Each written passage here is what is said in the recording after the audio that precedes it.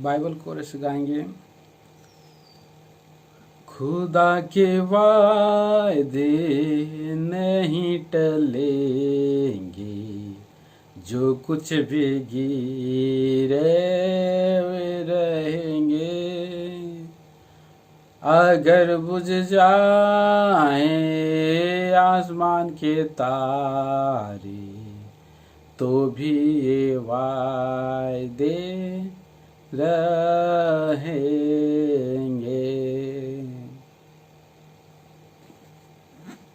आइए हम लोग अंतिम संदेश के रूप में प्रभु का वचन हम देखेंगे। दानियल के पुस्तक से पढ़ेंगे।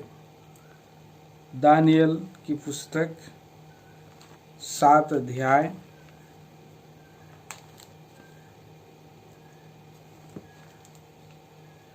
1 से 8 पद तक मैं आप लोगों के लिए पढ़ना चाहता हूँ। अपने अपने जगह में आप इस अध्याय के पदों को मेरे साथ पढ़ सकते हैं। बेबीलोन के राजा बेलशस्सर के पहले वर्ष में दानियल ने पलंग पर स्वप्न और दर्शन देखा। तब उसने वह स्वप्न लिखा और बातों का सारांश भी वर्णन किया। दानियल ने यह कहा, मैंने रात को यह स्वप्न देखा कि महासागर पर चारों ओर आंधी चलने लगी। तब समुद्र में से 4 बड़े बड़े जंतु जो एक दूसरे से भिन्न थे निकल आए। पहला जंतु सिंह के समान था और उसके पंख उकाब के से थे। मेरे देखते देखते उसके पंखों के पर नोचे गए और वह भूमि पर से उठाकर मनुष्य के समान पांवों के बल खड़ा किया गया और उसको मनुष्य का हृदय दिया गया। फिर मैंने एक और जंतु देखा जो रीछ के समान था और एक पंजर के बल उठा हुआ था और उसके मुंह में दांतों के 3 पसलियां थी। और लोग उससे कह रहे थे, उठकर बहुत मांस खा। इसके बाद मैंने दृष्टि की और देखा कि चीते के समान एक और जंतु है जिसकी पीठ पर पक्षी के से 4 पंख हैं और उस जंतु के 4 सिर थे और उसको अधिकार दिया गया।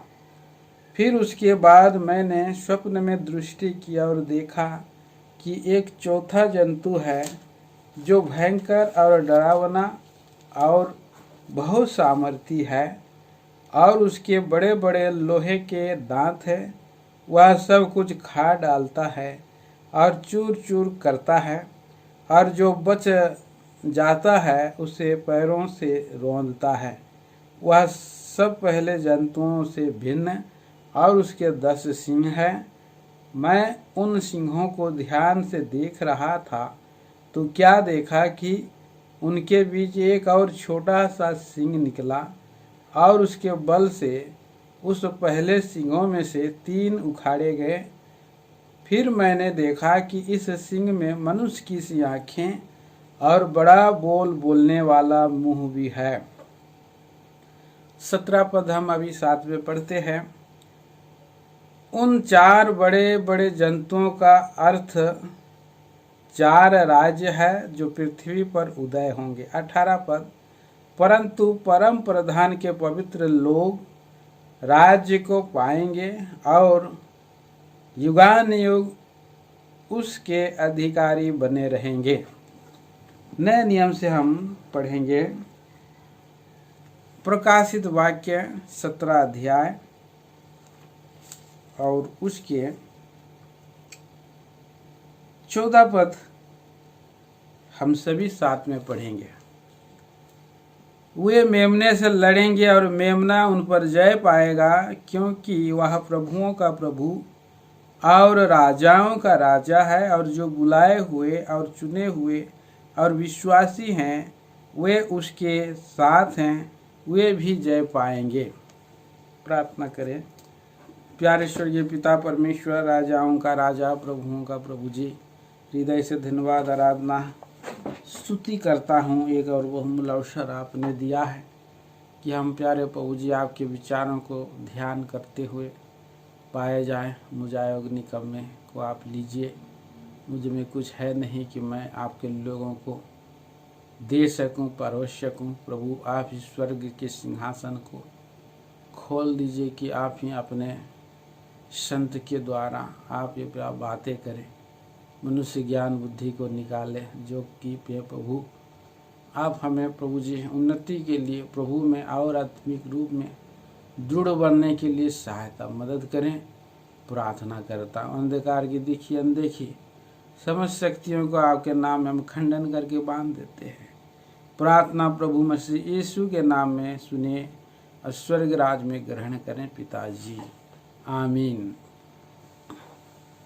प्रियो, ये दानियल भविष्यद्वक्ता की पुस्तक जो है भविष्यवाणी की पुस्तक के रूप में आप इसको देख सकते हैं, ध्यान कर सकते हैं।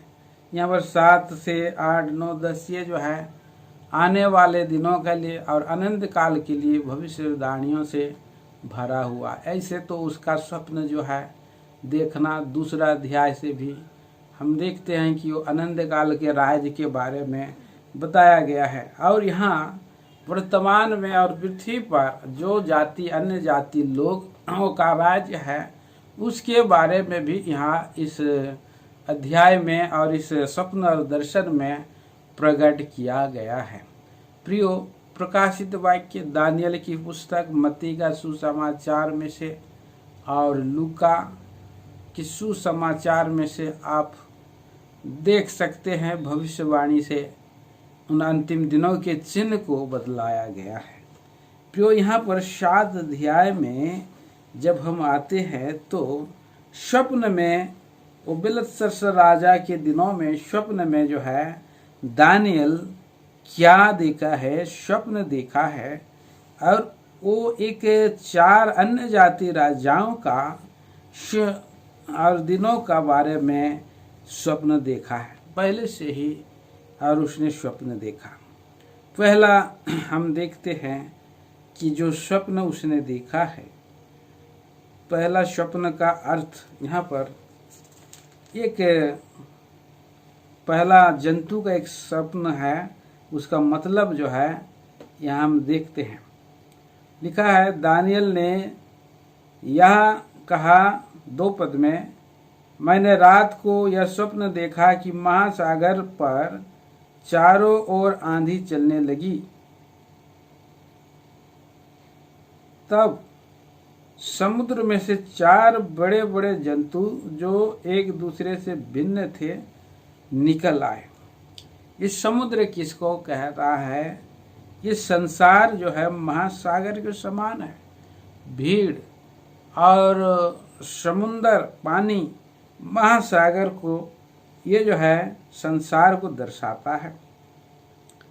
3 पद में हम देखते हैं, तब समुद्र में से 4 बड़े बड़े जंतु जो एक दूसरे से भिन्न थे निकल आए।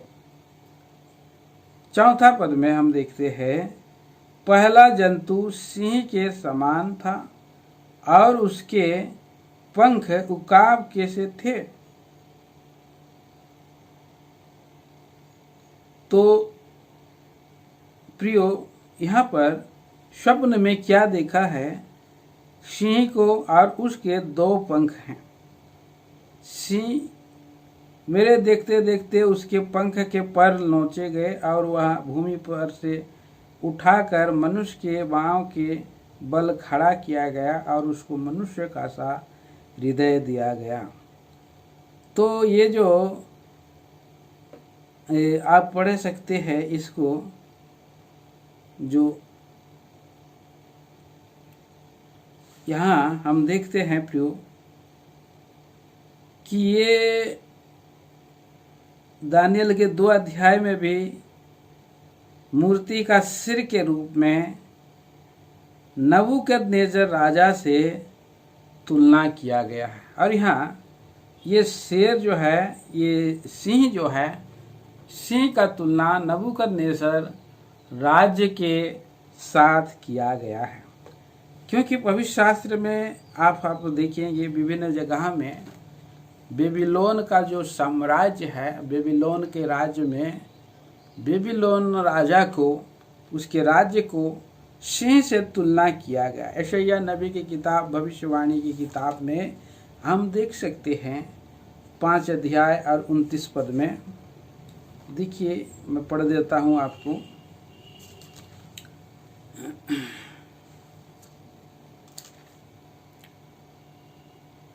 वे सिंह या जवान सिंह के समान गरजते हैं, वे गुर्रा कर आहेर को पकड़ लेते हैं और उसको ले भागते हैं, और कोई उसे उनसे नहीं छुड़ा सकता। तो यहाँ किसके बारे में लिखा है? ये बेबीलोन के और सैनिकों के बारे में, बेबीलोन राजा के बारे में लिखा है। यिर्मयाह नबी की किताब, उसका 4 अध्याय का 7 पद भी हम पढ़ सकते हैं। यिर्मयाह नबी 4 अध्याय और 7 पद। एक सिंह अपनी झाड़ी से निकला, जाति जाति का नाश करने वाला चढ़ाई करके आ रहा है। वह कुछ करके अपने स्थान से इसलिए निकला है कि तुम्हारे देश को उजाड़ दे और तुम्हारे नगरों को ऐसे सुनसान कर दे कि उनमें कोई बसने वाला न रह पाए। एक सिंह निकला, बोला। यहाँ इस्राएल के विरोध में और बेबीलोन के राजा जब नबूकदनेस्सर ने चढ़ाई किया तो उसका यहाँ एक प्रतीकात्मक और छवि को सिंह के समान बताया गया है। वे लोग बड़ा ही क्रूर थे और सिंह के समान आ करके वे लोग जो है चढ़ाई करते थे, गरजते थे, गुर्रा कर आहेर को पकड़ लेते थे और उनसे कोई छुड़ा नहीं सकता। तो इस तरह से और भी जगह में हम पढ़ते हैं। देखिए, यिर्मयाह की किताब 50 अध्याय और 17 पद में, यिर्मयाह नबी उसके 50 अध्याय 17 पद। इस्राएल भगाई हुई भेड़ है, सिंहों ने उसको भगा दिया। पहले तो अश्शूर के राजा ने उसको खा डाला, तब बेबीलोन के राजा नबूकदनेस्सर ने उसकी हड्डियों को तोड़ दिया। देखिए, यहाँ पर ये अश्शूर और बेबीलोन के राजा के बारे में हम देखते हैं। और इस रीति से यहाँ ये राजा है और उसको खा डाला है, कहता। 50 का 44 से 46 भी हम पढ़ते हैं। यिर्मयाह 50 का 44 से 46 लिखा है, सुनो, वह सिंह के समान आएगा जो यरदन के आसपास के घने जंगलों से निकलकर दृढ़ भेड़शाला पर चढ़े, परंतु मैंने उनको उसके सामने से झट भगा दूंगा। तब जिसको मैं चुन लूं उसी को उन पर अधिकारी ठहराऊंगा। देखो मेरे तुल्य कौन है? और कहता है, बेबीलोन के लूट लिए गए 26 पद में 46 में, जब जाने के शब्द से पृथ्वी कांप उठी है और उसकी चिल्लाहट जातियों को सुनाई पड़ती है। तो परमेश्वर की प्रजा को, भेड़ बकरियों को, और यहाँ पर हम देखते हैं ये सिंह के समान और बेबीलोन का राज्य को बतलाया गया है। दानियल की किताब 7 अध्याय और उसके सपने में 4 पद में, सिंह के समान और उसके उकाब के से पंख थे। तो प्रियो, उकाब के पंख सिंह के और दोनों, और उसके पीठ के ऊपर में 2 पंख हैं, उकाब के पंख। ये पंख क्या बतलाता है? तीव्रता से और चलने वाली, तीव्रता से जाने वाली एक, और जा कर के उसको घेराव करने वाली, स्पीड चलने वाली, तेजी से चलने वाली, पंख जो बहुत ही तेज चलने वाली होती है, उसको दर्शाया गया है।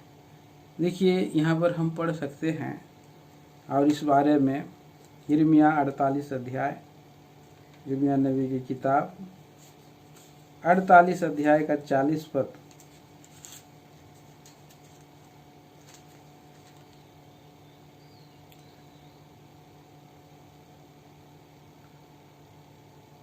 क्योंकि यहोवा यूं कहता, देखो वह उकाब सा उड़ेगा और मोआब के ऊपर अपना पंख फैलाएगा। तो पंख फैलाते हुए उकाब शिकार करता है बड़ी तेजी से। वैसे ही बेबीलोन के राजा ने बड़ा ही तेजी से जय पाते गया है प्रियो सबों को। एहजकेल की किताब 17 अध्याय में भी आप देख सकते हैं, उकाब के पक्षी का उदाहरण दिया गया है, उकाब के पक्षी के साथ तुलना किया गया है। एहजकेल की किताब में भी हम जगह जगह में हम देख सकते हैं, और उसको उकाब के पक्षी के साथ तुलना किया गया। आगे हबक्कूक की किताब उसका 1 अध्याय का 6 से 8 में भी हम देखते हैं। हबक्कूक 1 अध्याय 6 से 8। देखो मैं कसदियों को उबारने पर हूँ, वे क्रूर और उतावली करने वाली जाति है, जो पराए वास स्थानों के अधिकारी होने के लिए पृथ्वी पर फैल गए हैं। वे भयानक और डरावने हैं, वे आप ही अपने न्याय की बड़ाई और प्रशंसा का कारण है। उनके घोड़े चीतों से भी अधिक तेज से भाग चलने वाले और सांझ को आहेर करने वाले हुंडरों से भी अधिक क्रूर हैं। उनके सवार दूर दूर कूदते फांदते आते हैं, हाँ वे दूर से चले आते हैं और आहेर पर झपटने वाले उकाब के समान झपटा मारते हैं।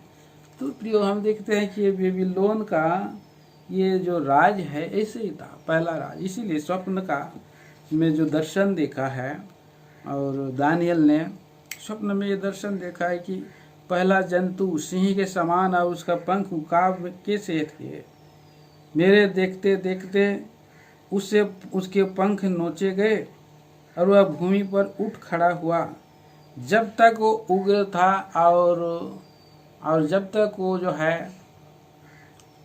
या बिगड़ा हुआ था, तब तक उसकी ऐसे ही स्वभाव था, सिंह के समान और क्रूर था और उकाब के समान तेज था।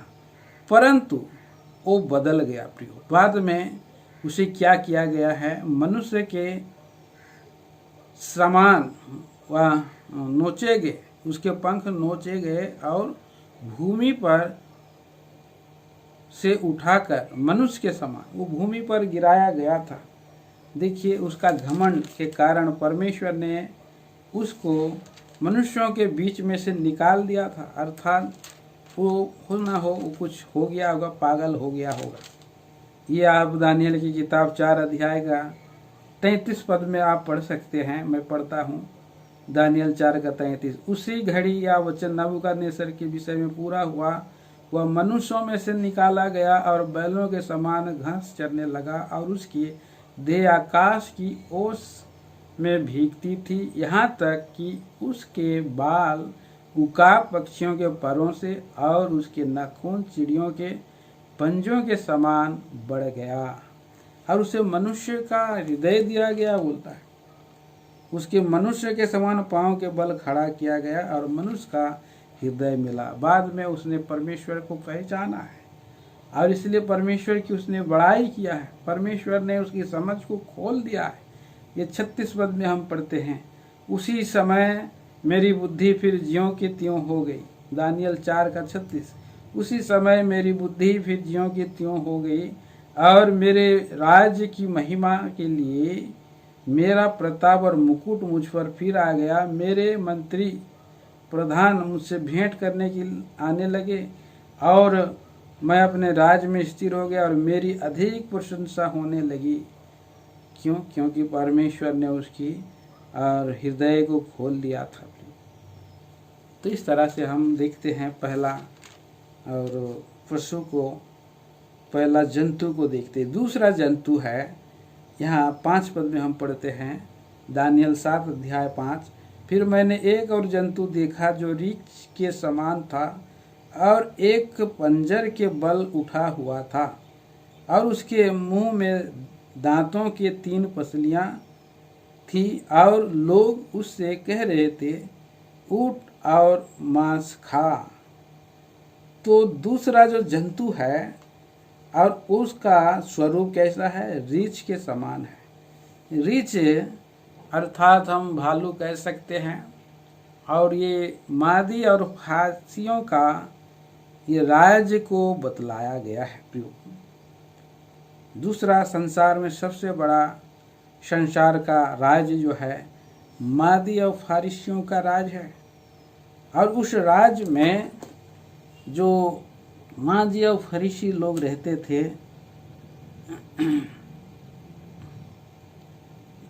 बड़े ही क्रूर, खून के प्यासे, डकैत और घृणास्पद काम करने वाले और वस्तुओं से प्रेम करने वाले, ऐसे मादी और फरीसियों के राज का और स्वभाव को हम देखते हैं। यशायाह नबी की किताब उसका 13 अध्याय और 16 से 18 पद हम पढ़ सकते हैं। यशायाह और 13 अध्याय 16 से 18 मैं आपके लिए पढ़ देता हूँ।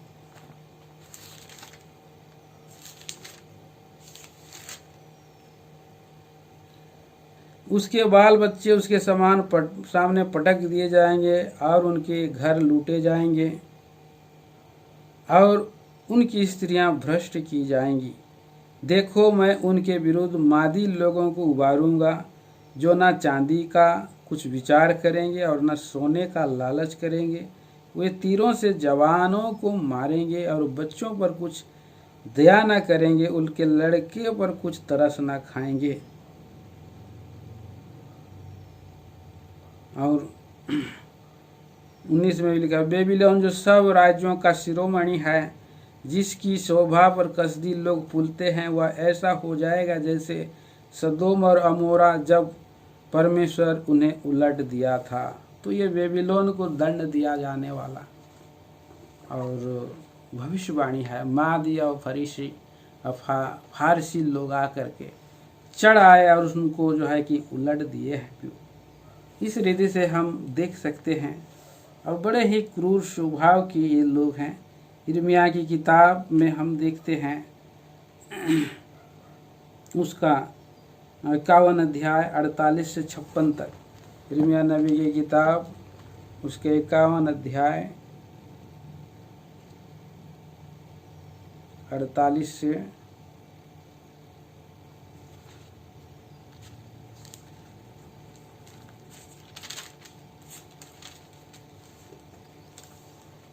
56।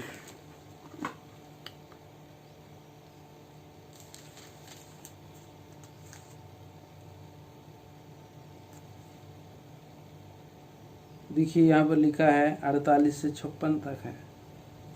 तो यहाँ लिखा है, तब स्वर्ग और पृथ्वी के सारे निवासी बेबीलोन पर जय जयकार करेंगे, क्योंकि उत्तर दिशा से नाश करने वाले उस पर चढ़ाई करेंगे। यहोवा की यह वाणी है, जैसे बेबीलोन ने इसराइल के लोगों को मारा, वैसे ही सारे देश के लोग उसी में मार डाले जाएंगे। और आप आगे पूरा पढ़ सकते हैं अपने जगह में। तो इस तरह से ये जो है मादी लोग बड़े क्रूर थे। 56 तक आप पढ़ सकते हैं। बेबीलोन को दंड दिया गया है।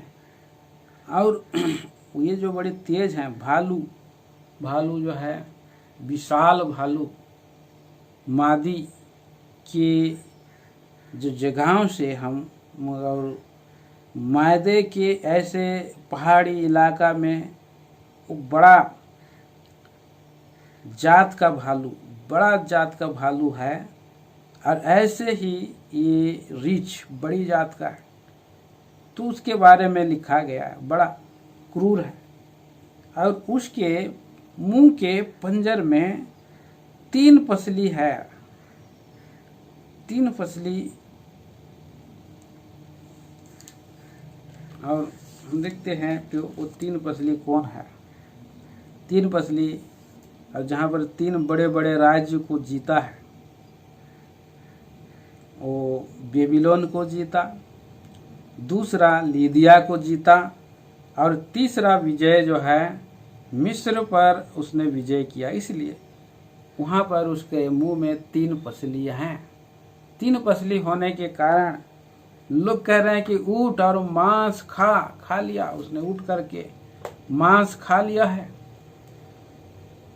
तो मादी छोटा था, लेकिन मादी से फारस बड़ा हो गया। और बाद में आप देख सकते हैं 70 साल के बंधुआई के बाद और कुशरू राजा फारस का कुशरू राजा ने इस्राएली लोगों को छुटकारे के लिए और घोषणा किया। इजरा पहला अध्याय का 1 से 8 पद आप पढ़ सकते हैं और दूसरा इतिहास 36 अध्याय 20 से 23 पद तक आप पढ़ सकते हैं। यशायाह की किताब उसका 54 अध्याय 44 अध्याय 8 पद और 45 अध्याय 1 पद में कुशरू राजा के बारे में वर्णन किया गया है।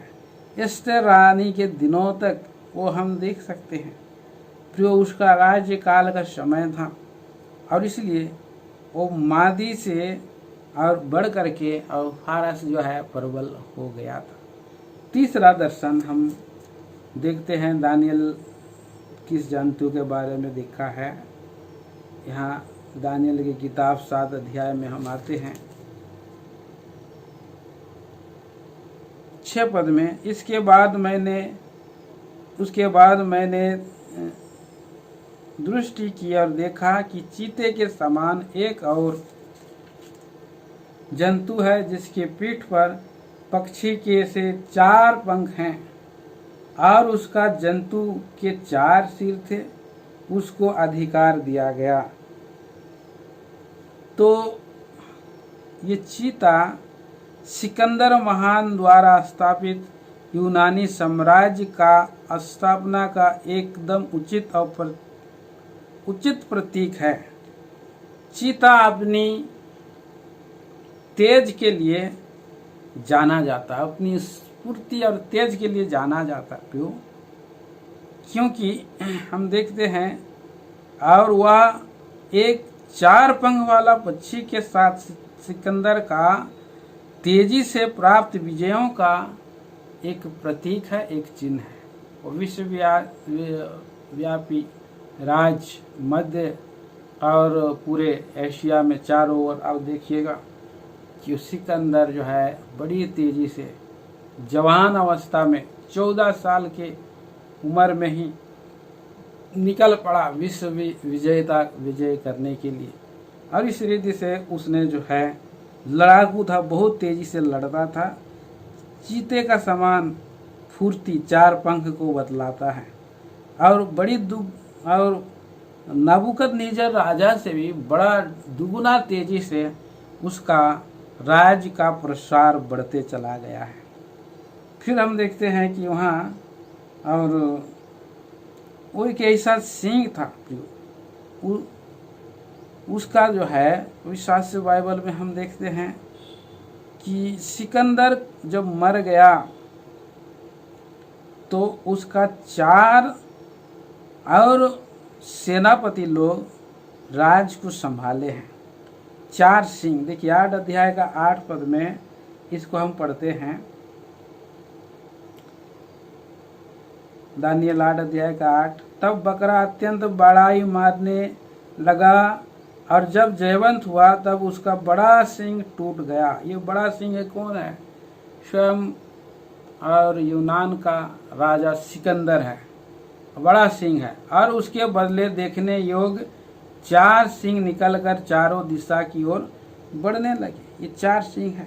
और उसका 8 अध्याय का 22 और 23 में भी हम पढ़ते हैं, वह सिंह जो टूट गया उसके बदले जो 4 सिंह निकले, उसका अर्थ यह है कि उस जाति से 4 राज्य उदय होंगे, परंतु उनका बल उस पहले का सा न होगा।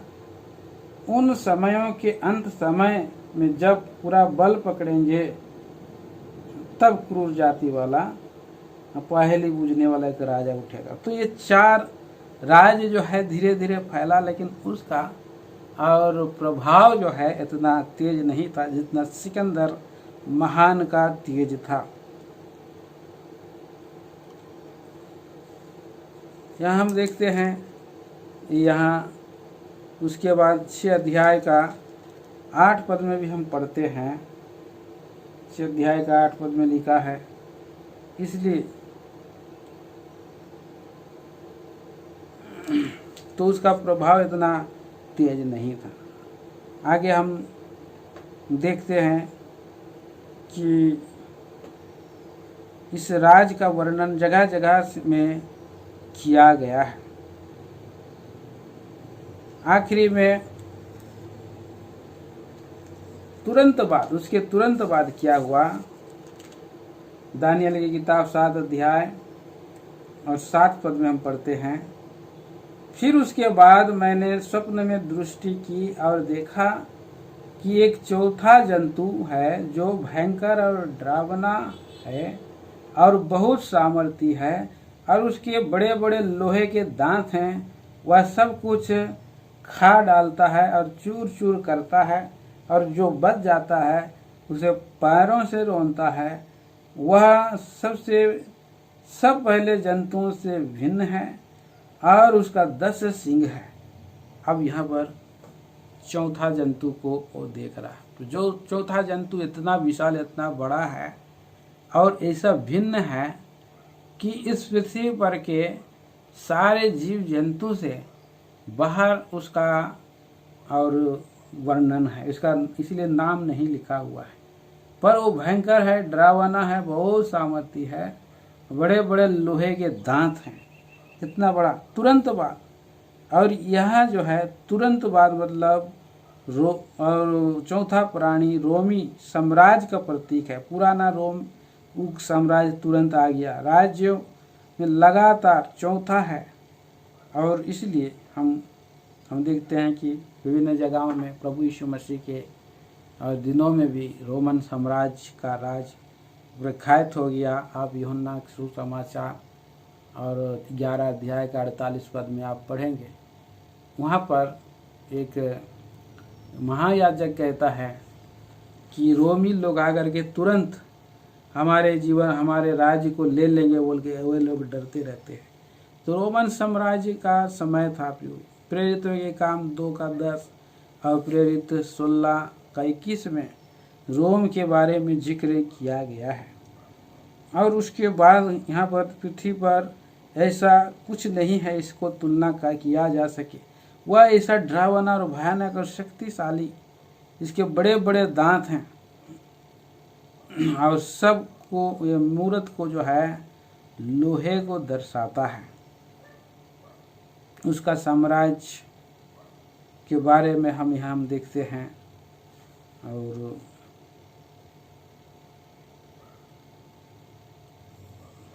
सात और 8 अध्याय में जिस साम्राज्य के बारे में देखते हैं, दानियल उसके शरीर के अंतिम भाग के रूप में सींगों को देखा।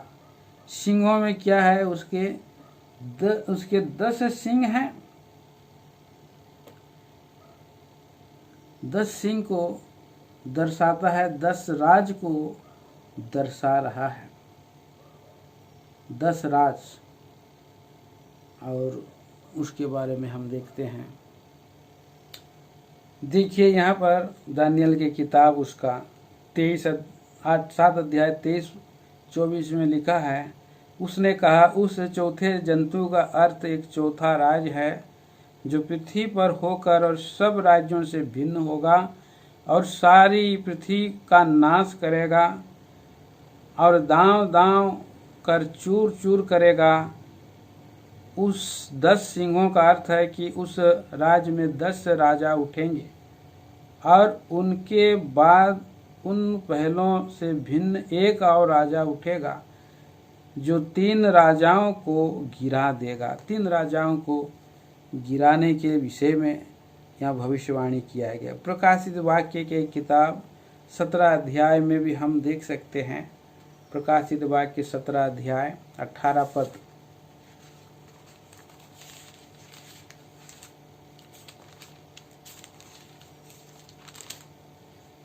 वहाँ हम पढ़ते हैं प्रियो,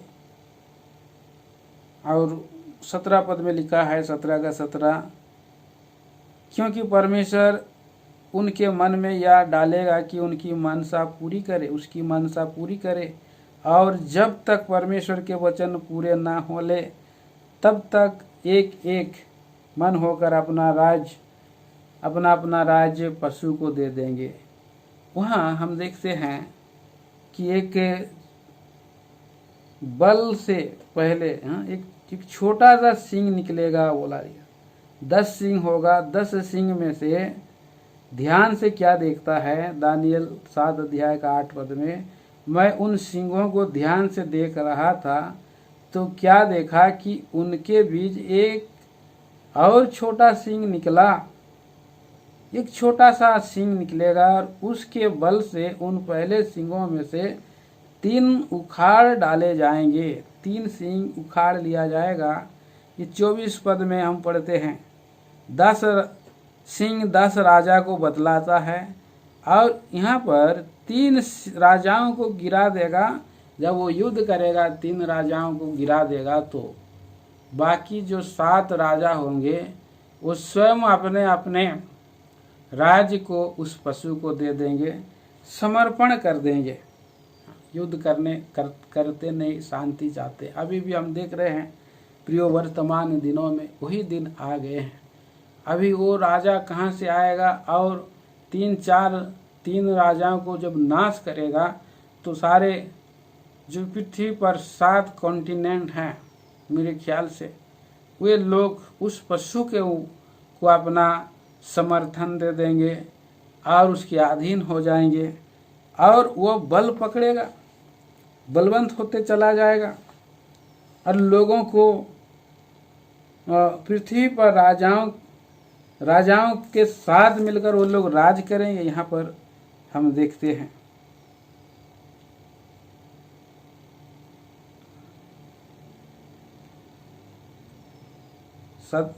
प्रकाशित वाक्य 17 अध्याय का 12 पद में लिखा है, जो 10 सिंह तूने देखे वे 10 राजा हैं जिन्होंने अब तक राज नहीं किया, परंतु उस पशु के साथ घड़ी भर के लिए राजाओं का सा अधिकार पाएंगे। वे सब एक मन होंगे, वे अपने अपनी सामर्थ्य और अधिकार उस पशु को दे देंगे। उस पशु को अपना अधिकार देने के ऊपर में हैं। अभी वर्तमान के दिनों में ये सब घटनाएं हम देख रहे हैं। ये भविष्यवाणी की पुस्तक पूरी हो रही है। सब लोग अभी वर्ल्ड गवर्नर और सब चाह रहे हैं, सब लोग चाह रहे हैं कि और 1 वर्ल्ड ऑर्डर हो, सबका एक करेंसी हो, सब एक धर्म हो, और इस तरह से आज बढ़ते चला जा रहा है। ये सारा चिन्ह पूरा होते चले जा रहा है। प्रिय भाई बहनों, हम देखते हैं और 10 सिंह पूर्ण रूप से विकसित हो चुकेगा तो अंत में छोटा सिंह उग करके उन 10 में से 3 को जड़ से उखाड़ देगा और 10 राजाओं को स्थापित होने से और मसीह विरोधी का वही प्रतीक बनेगा, और उसके बाद वो बड़ी बड़ी बातें बोला करेगा। अंत के दिनों में यहाँ पर होगा, परमेश्वर के विरोध में बात करेगा। यहाँ लिखा है, फिर मैंने देखा कि इस सिंह में मनुष्य की सी आँखें और बड़ा बोलने वाला मुंह भी है। बड़ा बोलने वाला मुंह, और परमेश्वर के विरुद्ध में वो बातें कर रहा है। हम देखते हैं दानियल के 7 अध्याय और 26 पद में, 25 और 26 में, और वह परम प्रधान के विरुद्ध बातें करेगा और प्रधान के पवित्र लोगों को पीस डालेगा और समयों और व्यवस्था के बदल देने की आशा करेगा। वरन 3.5 काल तक वे सब उसके वश में कर दिए जाएंगे। तो ऐसा होगा, परंतु कब? दूसरा थिस्सलुनीयों की पत्री उसके दूसरा अध्याय में हम आते हैं। दूसरा थिस्सलुनीकी दूसरा अध्याय 1 पद से हम पढ़ते हैं। वहाँ हम देखते हैं, प्रियो, हे भाइयों, अब हम अपने प्रभु मसीह यीशु के आने और उसके पास अपने इकट्ठे होने के विषय में तुमसे विनती करते हैं कि किसी आत्मा या वचन या पत्री के द्वारा, जो कि मानो हमारी ओर से हो, यह समझ कर कि प्रभु का दिन आ पहुँचा है, तुम्हारा मन अचानक अस्थिर न हो जाए और न तुम घबराओ। किसी रीति से किसी के धोखे में न आना, क्योंकि वह दिन न आएगा जब तक धर्म का त्याग न हो ले और वह पाप का पुरुष अर्थात विनाश का पुत्र प्रकट ना हो,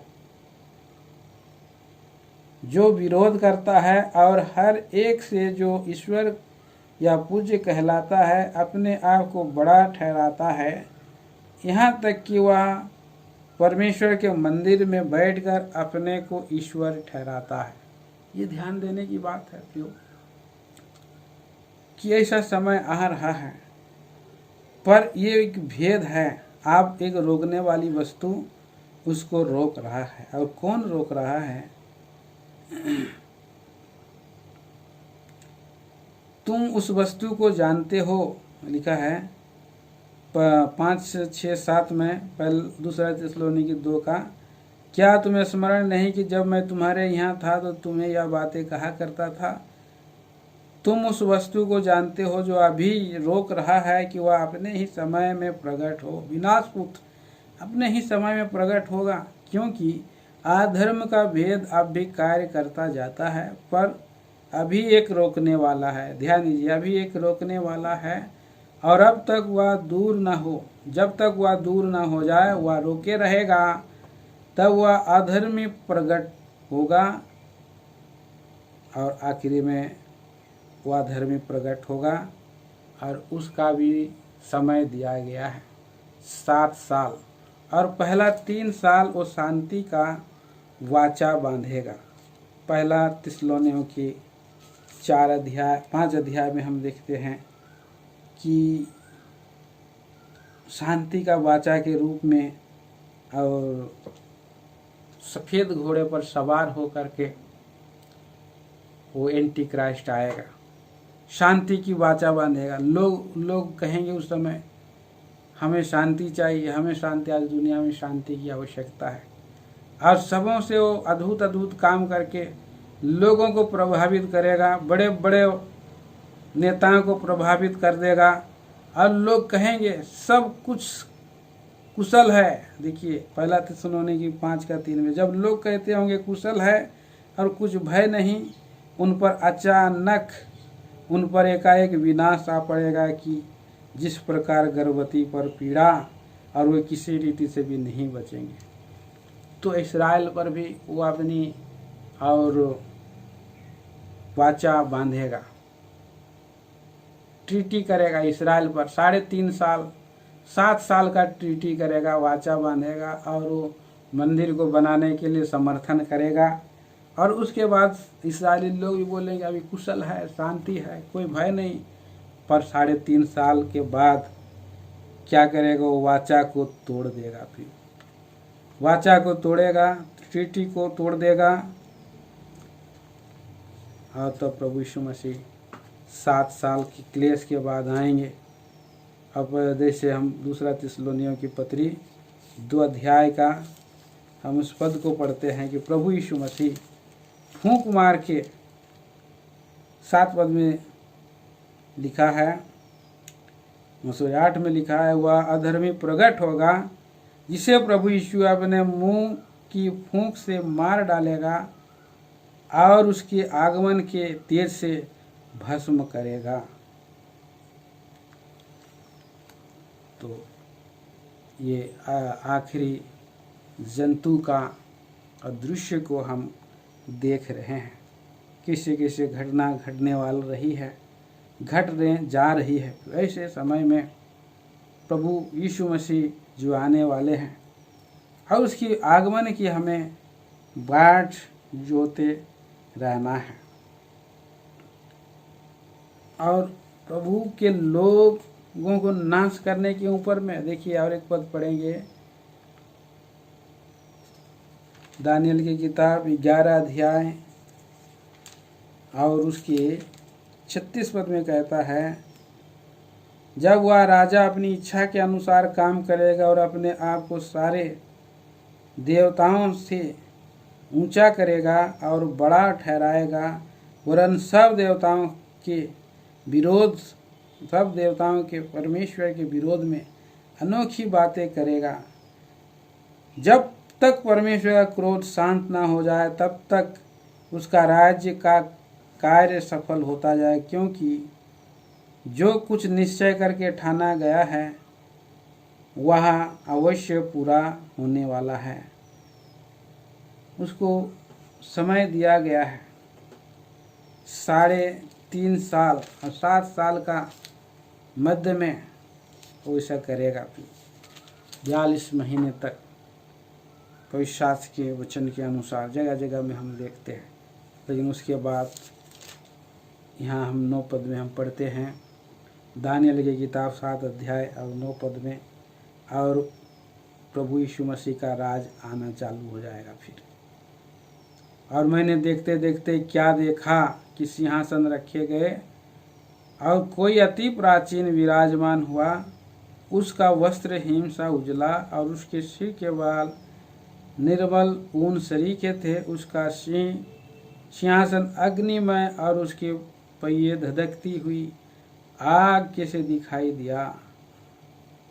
यहाँ प्रभु परमेश्वर का सिंहासन को हम देखते हैं और 2 बार प्रभु परमेश्वर का सिंहासन और देखते हैं इस अध्याय में 9 पद में, और आखिरी में जब न्याय होगा वहाँ पर भी परमेश्वर सिंहासन आरूढ़ होगा। प्रभु यीशु मसीह का राज्य युगान युग का राज है। यहाँ हम देखते हैं प्रियो 13 पद में हम पढ़ते हैं, दानियल 7 का 13, मैंने रात में स्वप्न में देखा और देखो मनुष्य का संतान सा कोई आकाश की बादलों समेत आ रहा था, और वह उस अति प्राचीन के पास पहुंचा और वो उसके समीप लाए। मनुष्य का पुत्र बादलों में आएगा, फूंक मार के सबको गिरा देगा, शैतान को वश में कर लेगा, बांध लेगा। हम प्रकाशित वाक्य में हम पढ़ते हैं, प्रकाशित वाक्य उसका 19 अध्याय में हम पढ़ते हैं, फिर मैंने स्वर्गदूतों को सूर्य के बड़े तेज से आते देखा। बोल रहा, पढ़िए 19 अध्याय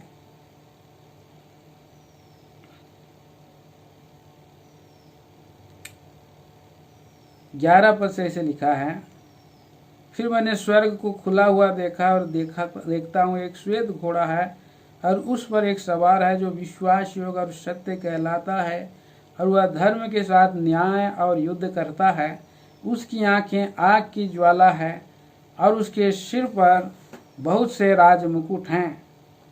उस पर एक नाम लिखा है जिसे उसको छोड़कर कोई नहीं जानता। वह लहू छिड़का हुआ वस्त्र पहने है और उसका नाम परमेश्वर का वचन है। स्वर्ग की सेना श्वेत घोड़ों पर सवार, श्वेत और शुद्ध मलमल पहने हुए उसके पीछे पीछे हैं। जाति जाति को मारने के लिए उसके मुंह से एक चोखी तलवार निकलती है।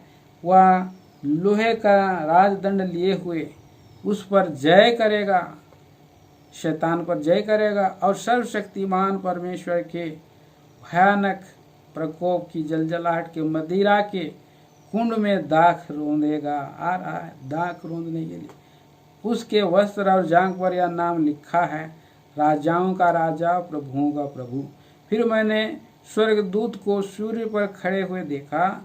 उसने बड़े शब्द से पुकार कर आकाश के बीच में से उड़ने वाली सब पक्षियों से कहा, आओ परमेश्वर के बड़े भोज के लिए इकट्ठा हो जाओ, जिसे तुम राजाओं का मांस और सरदारों का मांस और शक्तिमान पुरुषों का मांस, घोड़ों का मांस, उनके सवारों का मांस, क्या स्वतंत्र क्या दास, क्या छोटे क्या बड़े, सब का मांस खाओ। यहाँ ये मांस खाने मतलब एक युद्ध होने वाला है, बहुत बड़ा युद्ध स्वर्ग की सेना के साथ और एंटी क्राइस्ट के साथ बड़ा युद्ध होगा। परंतु हम देखते हैं इस सब फौज में सारे जीव जंतु आकर के और उसके पक्षी मांस खा करके तृप्त होंगे और प्रभु क्या करेगा, उसे भस्म करेगा, मुंह से बांध लेगा।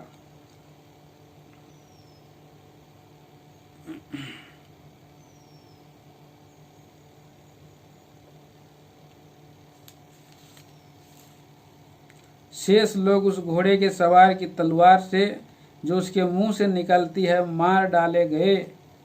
21 पद में हम पढ़ते हैं, मुंह से नाश करेगा।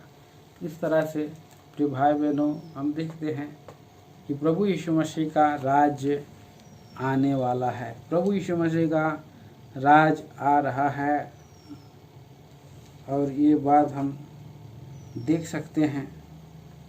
और उसकी राज सदा सर्वदा का है, युगानुयुग का राज है। मत्ती रचित सुसमाचार 25 अध्याय और उसके 25 पद में हम देखते हैं मसीह का राज करना अवश्य है।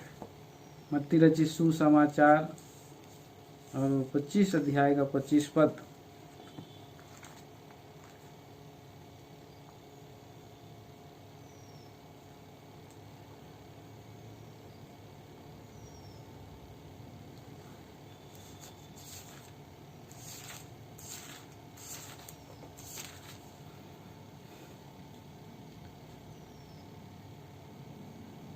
इसलिए मैं डर गया और जाकर तेरा तोड़ा मिट्टी में छिपा दिया, और जो तेरा है वह या है बोलता है। यहाँ पर 24 और 25 दो पद है, लेकिन आप 25 का 31 ही पढ़ेंगे। जब मनुष्य का पुत्र अपनी महिमा में आएगा और स्वर्गदूत उसके साथ आएंगे, तो अपने महिमा के सिंहासन पर विराजमान होगा। महिमा के सिंहासन पर विराजमान है, विराजमान होकर के आने वाला है। आराधना का मैसेज में भी हमने देखा कि परमेश्वर का राज अनंत काल का राज है और प्रभु यीशु मसीह का राज अनंत काल का राज है। इस बात को दानियल 7 अध्याय और उसका 18 पद में हम पढ़ते हैं, 14 पद में पढ़ते हैं। तब उसको ऐसी प्रभुता महिमा राज्य दिया गया, मनुष्य के पुत्र को, देश देश और जाति जाति के लोग, भिन्न भिन्न भाषा बोलने वाले सब उसके अधीन होंगे। और उसकी प्रभुता सदा तक अटल और उसका राज्य अविनाशी ठहरा, अविनाशी ठहरेगा। प्रभु का राज, एक राज जो है प्राप्त करेगा प्रभु। भजन संहिता की किताब 146 अध्याय में हमने देखा है प्रियो 10 पद में युगानुयुग का राज के बारे में देखा। प्रियो उसका आनंदकालीन राज्य के बारे में हम देखते हैं। यहाँ पर मत्ती का 25 का 31 से 46, लूका का 1 से 32 से 33, इब्रानी 1 का 8, प्रकाशित वाक्य 11 का 15 और 22 का 4 और 5। वो अनंतकालीन राज है, उसका राज्य वो प्राप्त करेगा और अनंतकालिक राज है। और पवित्र लोग उसके साथ राज करेंगे, पवित्र लोग उसके साथ राज करेंगे। जो आदम से पतित हो गए थे, परंतु प्रभु यीशु मसीह ने उनको क्या किया है, खरीद लिया है और वे उनके राज्य बन गए हैं। इसीलिए हमने देखा प्रकाशित वाक्य 17 अध्याय और 14 पद में वे लोग मेमना से लड़ेंगे, मेमना जय पाएगा और मेमने के लोग भी जय पाएंगे।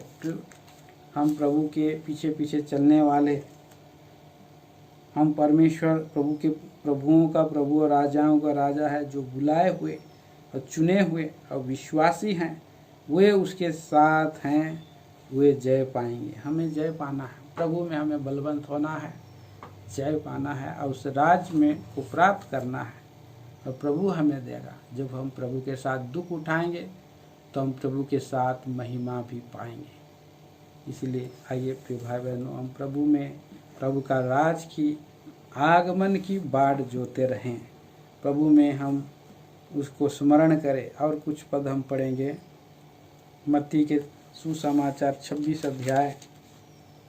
और प्रभु यीशु मसीह ने कहा मत्ती 26 अध्याय का 26 पद से, जब वे खा रहे थे तो यीशु ने रोटी ली और आशीष मांग कर तोड़ी और चेलों को देकर कहा, लो खाओ, यह मेरी देह है।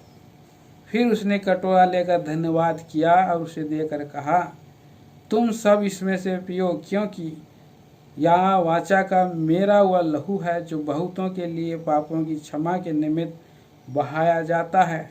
मैं तुमसे सच कहता हूँ, दाख का वह रस उस दिन तक कभी ना पीऊँगा, जब तक तुम्हारे साथ अपने पिता के राज्य में नया ना पीऊँ। तो अपने पिता के राज्य में नया पीने की आशा में वो बाट जो रहा है आने के लिए, वो हाकिम द्वार पर खड़ा है, आने के लिए रेडी है प्रियो। और हम उसके साथ, हम स्वर्ग में उसके साथ भोज करेंगे, हम उसके साथ द्राक्ष रस पिएंगे, बोल करके प्रभु की इच्छा है। क्या आपका इच्छा है? हमें प्रभु की बाट जोने की आवश्यकता है। कुरिन्थियों की पत्री में हम पढ़ते हैं, पहला कुरिन्थी 11 अध्याय, पहला कुरिन्थी और 11 अध्याय का 26 पद में लिखा है, क्योंकि जब कभी तुम यह रोटी खाते और उसके कटोरे में से पीते हो तो प्रभु की मृत्यु को जब तक वह ना आए प्रचार करते हैं। हम मेज में हिस्सा लेकर के, भाग लेकर के, और हम प्रभु के प्रचार करते जब तक वह ना आए। अपने आप को ठीक ठाक करते हैं, पापों की क्षमा और प्रभु ने हमें दे दिया है। उसके लहू के छिड़के जाने के द्वारा हम शुद्ध किए जाते हैं। आत्मा प्राण देह पर पवित्र लहू के धारा के द्वारा हमारा छिड़काव होता है। प्रियो, आज हमारा विवेक शुद्ध और तेज रहना है। जहाँ कहीं भी आपने पाप किया है, शब्दों से, कामों से, विचारों से, भूल चूक पाप सभी प्रभु धो करके, शुद्ध करके नया मनुष्य बनाना चाहता है। पुराना वस्त्र, आदम का वस्त्र, उसको उतार फेंको और नया वस्त्र प्रभु का देह को, प्रभु को स्वयं को पहन लेना है। रोमियो की पत्री में हम पढ़ते हैं, रात बहुत बीत गई है, दिन निकलने वाला है। आखिरी में उस पद को हम पढ़ सकते हैं, रोमियो की पत्री 13वां अध्याय, जैसे दिन को शोभा देता है। 13 पद में 12 से पढ़ेंगे, रात बहुत बीत गई और दिन निकलने पर है, इसलिए हम अंधकार के कामों को तज कर ज्योति के हथियार बांध लें। जैसा दिन को शोभा देता है, वैसा ही हम सीधी चाल चले, ना कि लीला क्रीड़ा और पियक्कड़पन, न व्यभिचार, न लुच्चपन में और न झगड़े और डाह में, वरन प्रभु यीशु को पहन लो और शरीर की अभिलाषाओं को पूरा करने का उपाय ना करो। और उसके बाद हम इसमें हिस्सा ले सकते हैं, भाग ले सकते हैं, प्रभु के लिए हम तैयार हो सकते हैं।